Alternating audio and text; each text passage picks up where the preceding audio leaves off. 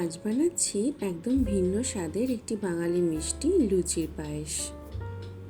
গরম গরম লুচির সাথে ক্ষীর আর ড্রাই ফ্রুটসের এক অসাধারণ কম্বিনেশন। এতে নিয়ে নিয়েছি ময়দা, দিয়ে দিয়েছি ঘি, পরিমাণ মতো নুনও দিয়ে দিলাম। ঘি আর নুনটা ভালো করে মিশিয়ে নেব।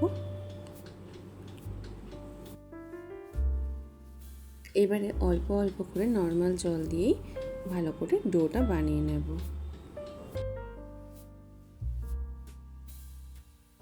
ডো একদম রেডি হয়ে গেছে। এবার 15 মিনিট চাপা দিয়ে রেখে দেব। নিয়ে নিয়েছি ফুল ফ্যাট মিল্ক, ভালো করে জাল দিয়ে নেব। নিয়ে নিয়েছি খোয়া ক্ষীর লুচির ভেতরে স্টাফিংয়ের জন্য। হাত দিয়ে একটু স্ম্যাশ করে নিচ্ছি। দিয়ে দেব কিছুটা গুঁড়ো দুধ, ভালো করে মিশিয়ে নিচ্ছি যাতে কোনো লাম্প না হয়।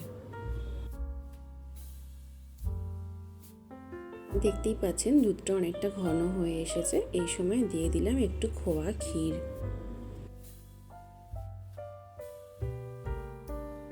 এবার দুধের মধ্যে কিছুটা এলাচের গুঁড়ো দিয়ে দেবো। পায়েসটা অনেকটাই বানানো হয়ে এসেছে, একটু ঘন হয়ে গেছে। দিয়ে দিচ্ছি পরিমাণ মতো চিনি। চিনিটা ভালো করে গলে গেলে গ্যাসের ফ্লেমটা অফ করে দেব। কয়েকটা আমন্ড আর কাজু নিয়ে নিয়েছি, ভালো করে গুঁড়ো করে নিয়েছি। এবার খোয়া ক্ষীরের মধ্যে বাদামের গুঁড়োগুলো দিয়ে দিচ্ছি। অল্প দুধ দিয়ে বাদাম আর খোয়া ক্ষীরটা মেখে নিয়েছি। ইতিমধ্যে দেখুন পায়েসের টেক্সচারটা পাল্টে গেছে। 15 মিনিট হয়ে গেছে। এবার লেচি কেটে নেব। লেচিগুলো বানিয়ে ফেলেছি, এবার পুর ভরবো।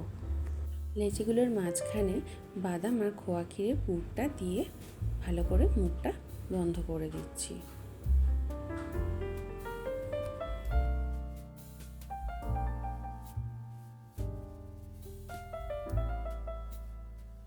এইভাবেই প্রত্যেকটা লেচির মধ্যে পুর ভরে নেব।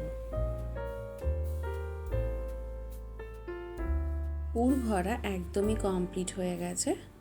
এবার পুর ভরা লুচিগুলো বেলে নেব। খুব ভালো গোল হয়তো হবে না, তাও চেষ্টা করছি। এইভাবে একে একে প্রত্যেকটা লুচি আমি বেলে নেব। তেলটা একদম গরম হয়ে এসেছে। এবার লুচিগুলো ভেজে নেব।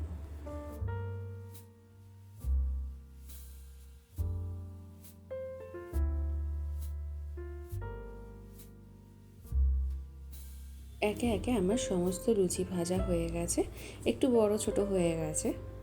এবার গ্যাসের ফ্লেমটা আমি অন করে দেবো আর লুচিগুলো 1 মিনিটের মতো ফুটিয়ে নেব।